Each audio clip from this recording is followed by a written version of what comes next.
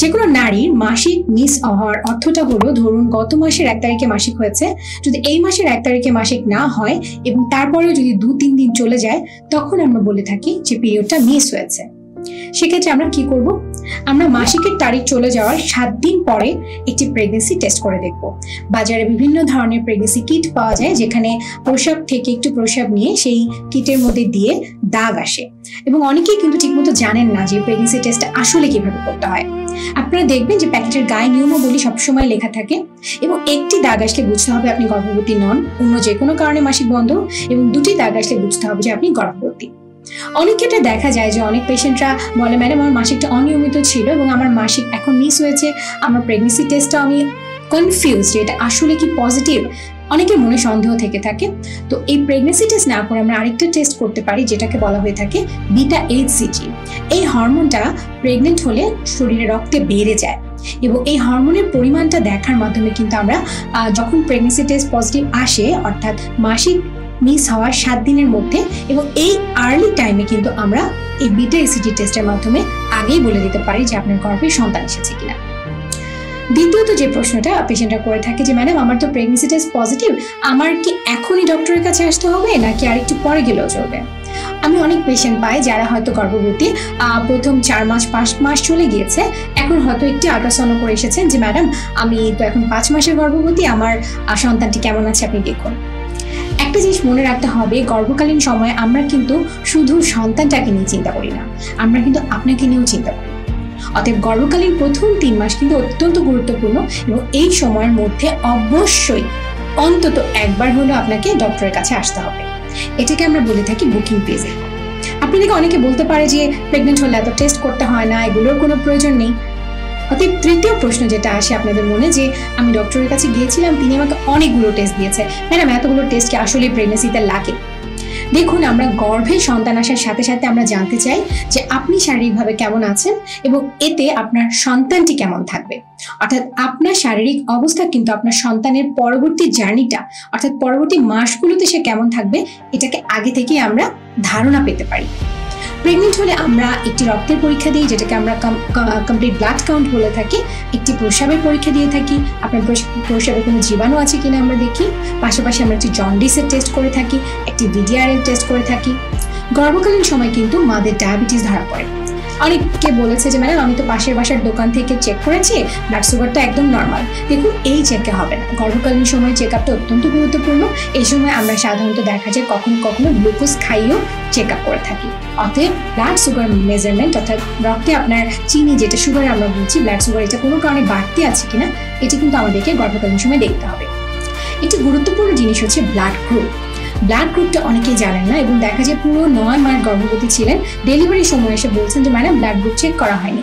অর্থাৎ ব্লাড গ্রুপটা জানা কিন্তু অত্যন্ত গুরুত্বপূর্ণ এই সময়। পাশাপাশি এই প্রথম 12 সপ্তাহের মধ্যে, অর্থাৎ প্রথম 3 মাসের মধ্যে আমরা কিন্তু আল্ট্রাসাউন্ড করে থাকি। অনেকেই বলবেন যে গর্ভে সন্তান তো ভালোই আছে, আল্ট্রাসাউন্ড জরুরি কি? আমার তো প্রেগনেন্সি টেস্ট পজিটিভ ছিল, আমি একবারে 20 সপ্তাহে গিয়ে একটি আল্ট্রাসোনোগ্রাম করবো। এই আল্ট্রাসোনোগ্রামটার প্রয়োজন এই কারণে, আপনাদের মনে রাখতে হবে যে গর্ভে সন্তান আসা মানেই কিন্তু এটি জরায়ুর মধ্যে নয়।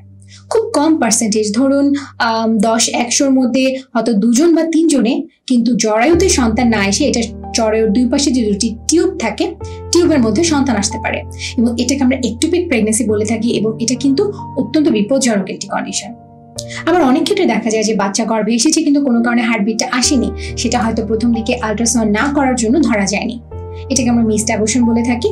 তো এই সমস্যাগুলো যাতে আমরা আগে থেকে বুঝতে পারি, এটার জন্য কিন্তু আমাদেরকে যেটা করতে হবে যে প্রথম 12 সপ্তাহের মধ্যে একটি অন্তত আল্ট্রাসোনোগ্রাম করতে হবে।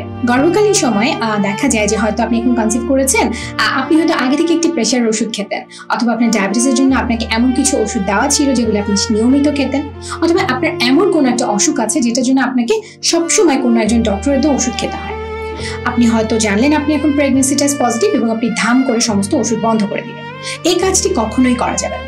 যদি আপনি গর্ভবতী হন এবং আপনি জানেন যে আপনি কোনো একটি নির্দিষ্ট ওষুধ সবসময় রেগুলারলি খাচ্ছেন, আপনি অবশ্যই একজন গাইনোকোলজিস্ট, অর্থাৎ স্ত্রী রোগ এবং প্রসূতিবিদ্যা যিনি বিশেষজ্ঞ, তার কাছে আসবেন। আমরা প্রয়োজনে আমরা চেক করে দেখবো যে এই ওষুধটি আপনার জন্য প্রেগনেন্ট অবস্থায় সেফ কিনা, এবং এটা সেফ না হলে আমরা এটিকে বদলিয়ে অন্য ওষুধ আপনাকে দিব। কিন্তু কখনোই নিজে থেকে সবসময় খান এই জাতীয় কোনো ওষুধ কিন্তু বন্ধ করা যাবে না। এবং এই সমস্যাটা কমনলি হয়ে থাকে, আমি যেটা পাই যে অনেকে মৃগী রোগ আছে, হ্যাঁ, খিঁচুনির সমস্যা থাকে, তারা হয়তো আগে থেকে একটা ওষুধ খাচ্ছেন, এখন প্রেগনেন্ট জেনে হঠাৎ করে বন্ধ করে দিলেন এবং দেখা গেল খিঁচুনির সমস্যাটা বেড়ে গেল। অনেকে আছে মানসিক বিভিন্ন সমস্যার জন্য বিভিন্ন অ্যান্টিডিপ্রেসেন্ট, অ্যান্টিসাইকোটিক মেডিসিন খেয়ে থাকেন এবং তারা ধারণা করে নেন যে গর্ভে সন্তান আসা মাত্র এগুলোকে বন্ধ করে দিতে হবে। আসলে তা নয়। যদি আপনি ওষুধগুলো এখন বন্ধ করে দেন, আপনার মানসিক সমস্যাটা কিন্তু আরো বেড়ে যেতে পারে প্রেগনেন্সিতে, যেটা কমানো আমাদের জন্য আরো কষ্টকর হয়ে যাবে। অতএব এরকম সিচুয়েশনে অবশ্যই ডক্টরের পরামর্শ নেবেন। খুব কমন একটা প্রশ্ন থাকে প্রেগনেন্সিতে যে ম্যাডাম আমি তো এখন প্রেগনেন্ট, আমি কি চাকরি করতে পারবো, আমি কি জার্নি করতে পারবো, কিভাবে করবো? দেখুন, আসলে এই উত্তরগুলো হ্যাঁ বা না দিয়ে আমরা দিতে পারি না। যেমন আমার নিজের কথা যদি বলি, আমার প্রেগনেন্সি পিরিয়ড যখন ছিল, আমি আমার পুরো 9 মাসে আমি আমার হসপিটালে চাকরি করেছি, আমি কাজ করেছি, অপারেশনে দাঁড়িয়েছি, সবই আমি করেছি। সবার জন্য জার্নিটা আসলে একরকম হবে না। যদি কোনো কারণে আপনার এরকম থাকে যে আপনার আগে অনেকগুলো গর্ভপাত হয়েছে, এখন এই মুহূর্তে আপনার জন্য প্রেগনেন্সিটা খুব ভ্যালুয়েবল, সেক্ষেত্রে আপনি অবশ্যই একজন ডক্টরের পরামর্শ মতো পরবর্তী সিদ্ধান্ত নেবেন।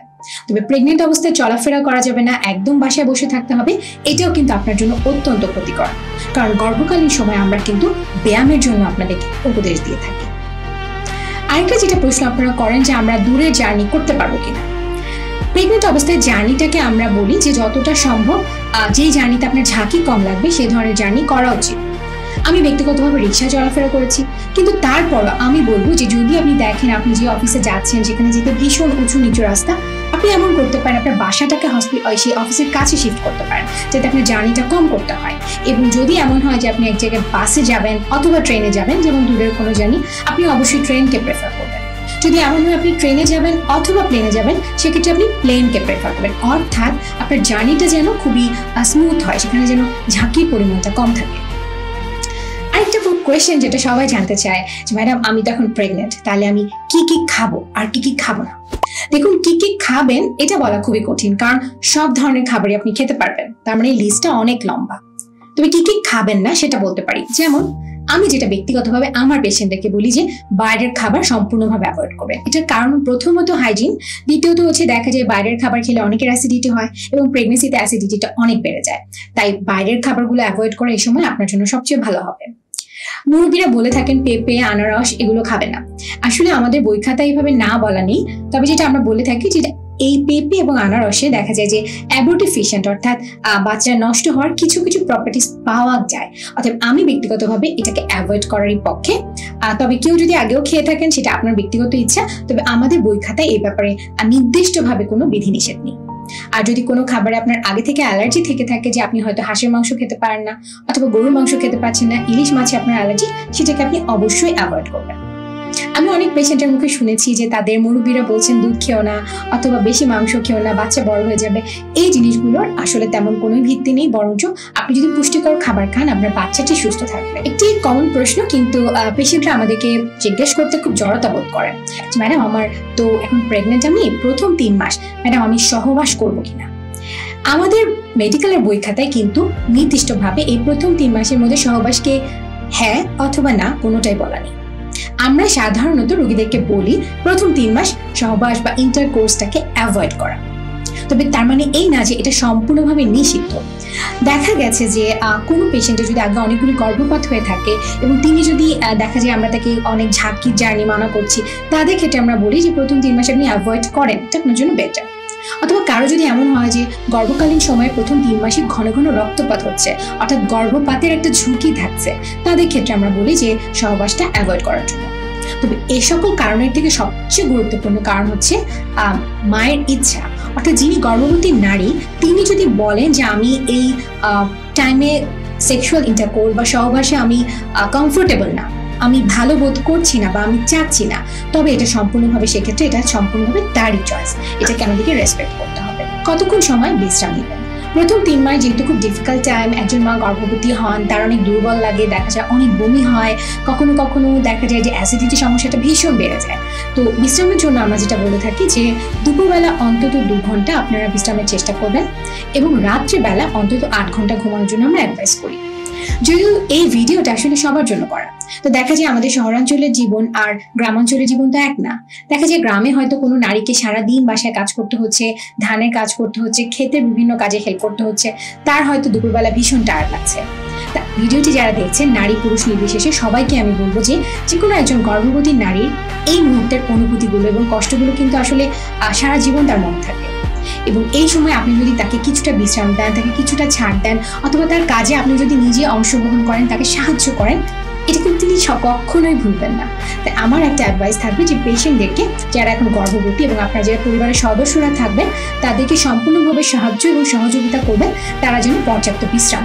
গর্ভকালীন সময় যেটা আরেকটা কোয়েশ্চেন, যেটা হাজবেন্ডের সাইড থেকে আমি সাধারণত পাই যে ম্যাডাম ওর তখন মেজাজটা ভীষণ খিটখিটে হয়ে থাকে, এই যে দেখেন জাস্ট প্রেগনেন্ট হয়েছে এখনই আমার সাথে রাগারাগি করছে সবকিছু নিয়ে। আসলে প্রেগনেন্সি হচ্ছে আমাদের শরীরে হরমোনের একটা খেলা বলতে পারেন, এবং এই সময় হরমোনগুলো যে বিভিন্নভাবে বেড়ে যায়, এই বাড়তি হরমোনগুলো বিভিন্ন সিমটম তৈরি করে। দেখবেন একজন নারী যিনি আগে হয়তো একটুতে কখনোই রাখতেন না, এখন হয়তো তিনি প্রেগনেন্ট, একটুতে রেগে যাচ্ছেন, একটুতেই তার গরম লাগছে, হঠাৎ করে উনি বিরক্ত হয়ে যাচ্ছেন। পরিবারের সদস্যরা খুব স্বাভাবিকভাবে এটা বুঝতে চান না, তারা ভাবে সে তো আগে এরকম করতো না, এখন কেন এরকম করছে। আসলে হরমোনাল যে পরিবর্তনগুলো হয় এটার জন্য তো নারী নিজে দায়ী নয়, তার শরীরে হরমোনাল চেঞ্জগুলো করছে। আপনাদের সবাইকে এই প্রথম 3 মাস অন্তত তাদের প্রতি ভীষণ সহানুভূতিশীল হতে হবে, তাদেরকে সাহায্য করতে হবে, তাদের মুডের এই চেঞ্জগুলোকে রেসপেক্ট করতে হবে, এবং যদি এই টাইমটা আপনারা তাকে সাপোর্ট দিতে পারেন, আমি আশা করি তার পরবর্তী জার্নিগুলো তার জন্য অত্যন্ত সহজ হবে। গর্ভকালীন সময় মোটামুটি এই প্রশ্নগুলোই খুব কমনলি পেশেন্টরা আমাদেরকে জিজ্ঞাসা করে। তা আজকের আয়োজনে এই ভিডিওতে এগুলো নিয়ে আপনাদের সাথে বলা। ধন্যবাদ।